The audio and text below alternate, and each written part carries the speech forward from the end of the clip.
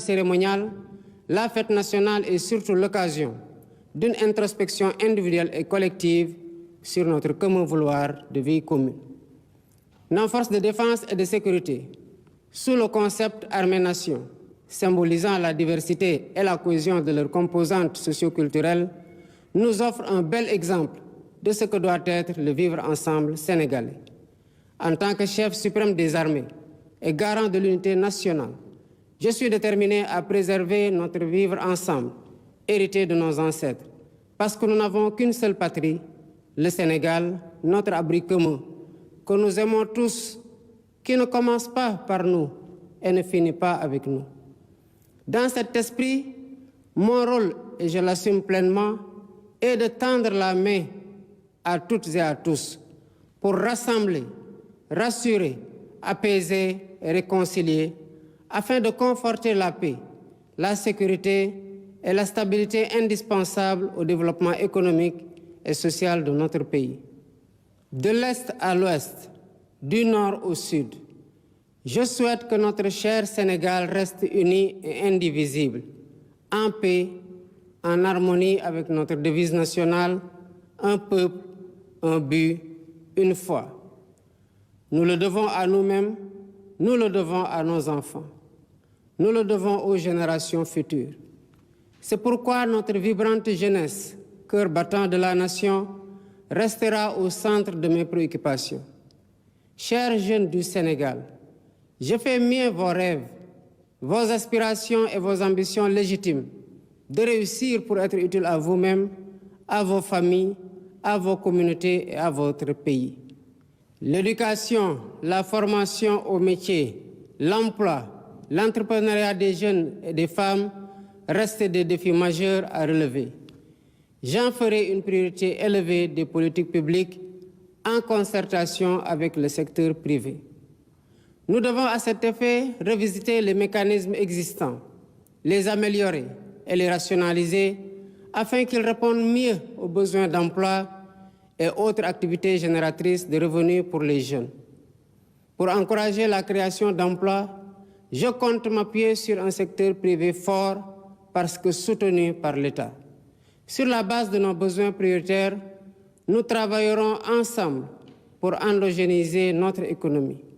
Bien entendu, le secteur privé international aura son plein rôle à tenir. Les Sénégalais sont braves, mais ils sont fatigués et attendent de nous des solutions contre la vie chère. La question du coût de la vie me préoccupe particulièrement et retient toute mon attention. Dans les jours à venir, des mesures fortes seront prises dans ce sens, après les concertations que j'entreprendrai avec les acteurs concernés. Mes chers compatriotes, de l'indépendance à nos jours, notre système politico-institutionnel et judiciaire a vécu bien des péripéties, les unes plus heureuses que les autres. 64 ans après, le moment me semble venu de tirer les leçons de nos réussites et de nos échecs pour une gouvernance publique plus moderne, plus républicaine et plus respectueuse des droits humains. C'est pourquoi, après avoir démissionné de mon poste de secrétaire général de PASTEF Les Patriotes, pour ainsi me mettre au-dessus de la mêlée, je convoquerai de larges concertations avec la classe politique et la société civile sur la réforme du système électoral notamment, le remplacement de la Sénat par une commission électorale nationale indépendante avec un renforcement de ses moyens de fonctionnement et de ses prérogatives, la rationalisation du nombre de partis politiques ainsi que leur financement, l'inscription sur le fichier électoral concomitamment à la délivrance de la pièce nationale d'identité.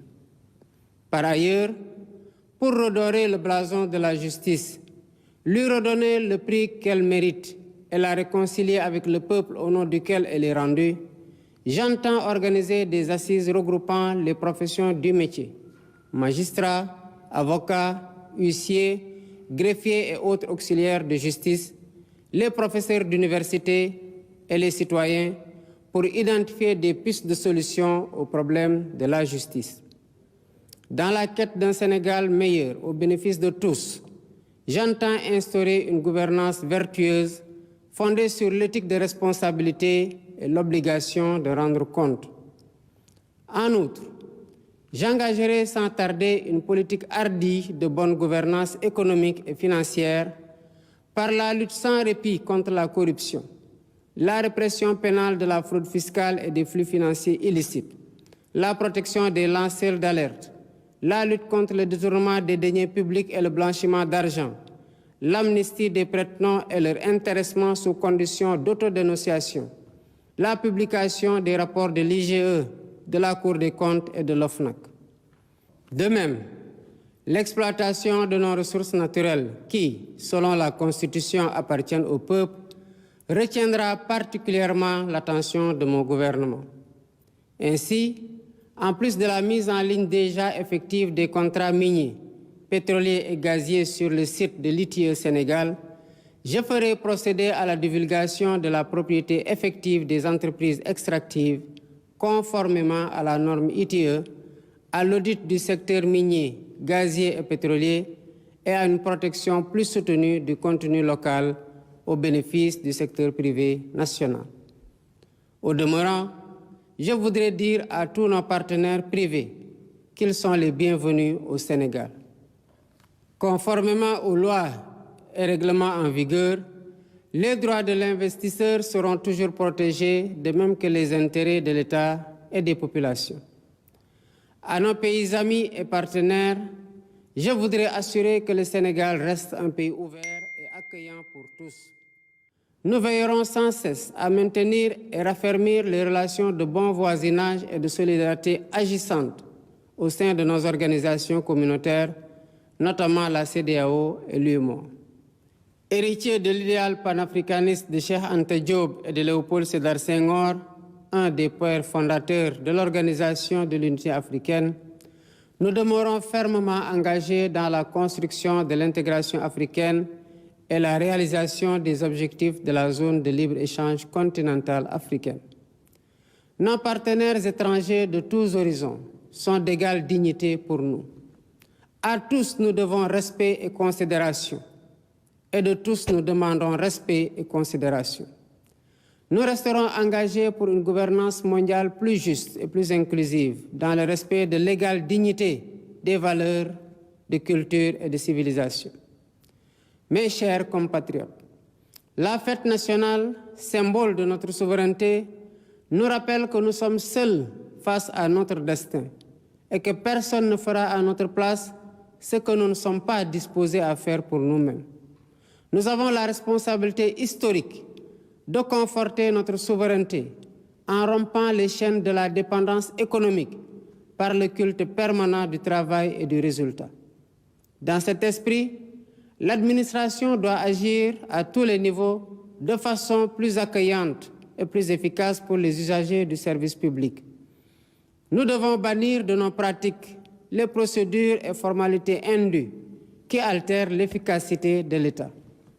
Dans cet objectif, j'entends investir massivement dans la digitalisation des services et des procédures administratives. De même, il y a urgence à gagner notre souveraineté alimentaire en investissant plus et mieux dans l'agriculture, la pêche et l'élevage, les trois mamelles nourricières de notre pays. Je tiens particulièrement à ce que les subventions substantielles dépensées chaque année dans la campagne agricole bénéficient aux véritables producteurs et non à des acteurs intermédiaires. En définitive, mes chers compatriotes, l'indépendance que nous célébrons demain est certes un événement festif, mais aussi et surtout un test de résilience et de grandeur pour la nation. Notre mérite et notre honneur, c'est de réussir l'épreuve en affichant une confiance résolue en nous-mêmes pour vaincre nos peurs et nos doutes, surmonter les obstacles devant nous et poursuivre ensemble notre marche solidaire vers notre destin commun, main dans la main, épaule contre épaule. C'est à cela que je vous invite dans la communion des cœurs et des esprits. Vive le Sénégal en paix et en sécurité, unis, libres et prospères. Bonsoir et bonne fête de l'indépendance. Vous venez d'entendre donc le message à la